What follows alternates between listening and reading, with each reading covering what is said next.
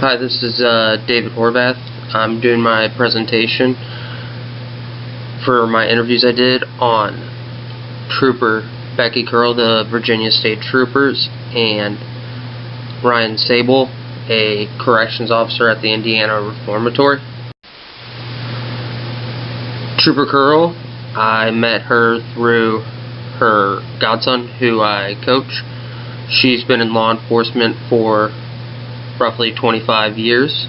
She has done 20 years with the Virginia State Troopers, and she is currently a field lieutenant in charge of 100 plus troopers in the southeast area of the state of Virginia. She also spent 5 years with other local, federal, and state agencies. As well, she is a Operation Desert Storm and Desert Shield veteran for the United States Army.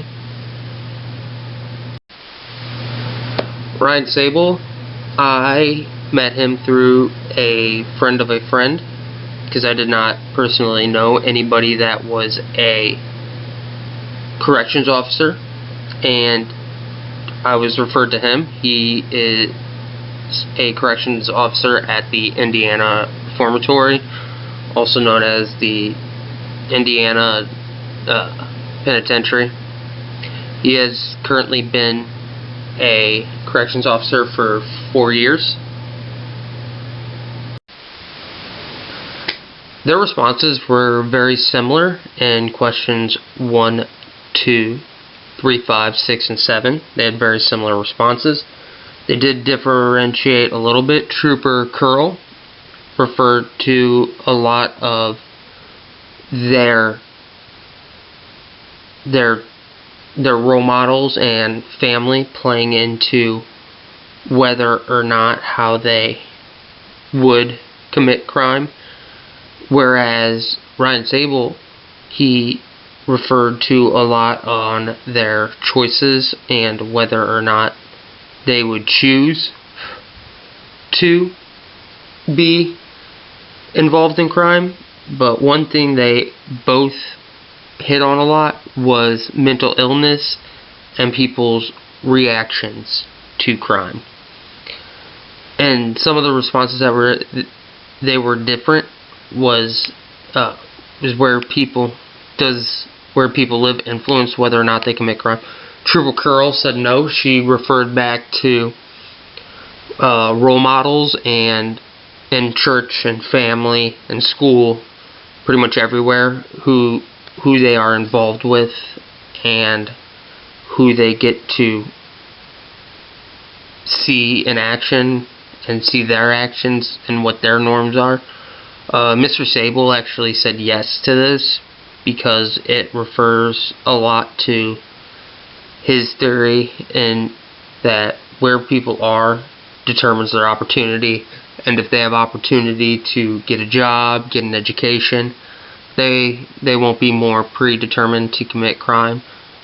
Whereas if they can't get any of those things, they will be more adapt to commit crime and get involved in criminal activity. My question 9 was different for Mr. Sable and Trooper Curl. For Mr. Sable, I said, do you think gun control will end all violent crime that is committed with a gun? His response was no, because the gun is a tool and you can find another tool. He actually referred to a program that England is doing called Bend a Blade, and this program is where England is actually buying back knives, kind of like what Australia did with guns, which was a voluntary program. This is a voluntary program as well, but it is because there's so many stabbings and knife attacks that are happening in England.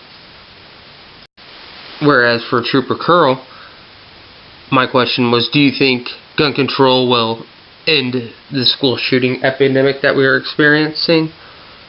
Trooper Curl's response was no, but she does believe it will help. she does believe that we do need reasonable gun control, and that'll help keep guns out of people with mental illness or have domestic violence hands. But if it will keep one less assault rifle or weapon off the streets, that would create one less opportunity.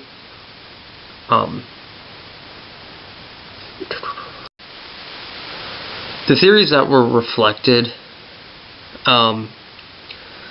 in their responses for Trooper Curl, it was very much a social learning theory. What you see is what you do, and who you are involved with is what you become. She hit very much on role models and the family, and how the family creates that. Whereas Mr. Sable was very much on people's choices. People's choices affect what they do. They both were very open and honest about what they said.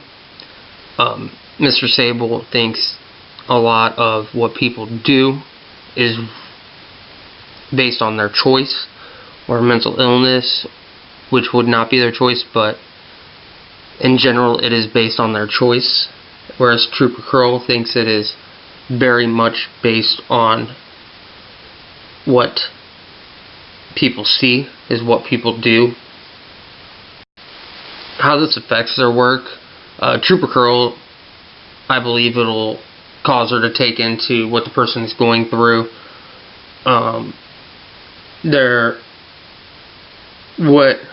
what their environment is like, to take into account on how she deals with a certain individual that she comes into contact with.